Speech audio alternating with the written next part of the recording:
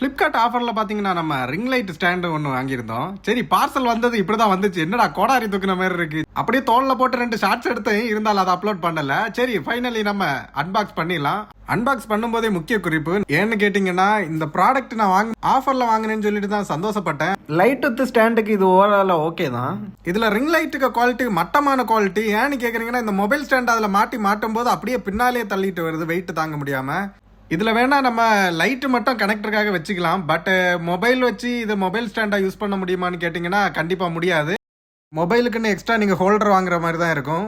சுத்த வேஸ்ட்டுங்க. லைட்டுக்காக மட்டும் வச்சுக்கலாம். இதில் 3 விதமான கலர் கொடுத்துருக்காங்க.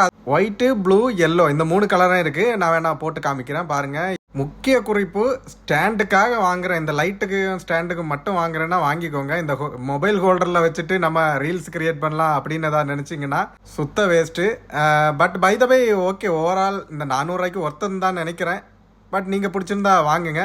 அடுத்து என்ன ப்ராடக்ட் வாங்கலான்னு சொல்லிட்டு கமெண்ட்ஸில் சொல்லிட்டு போங்க.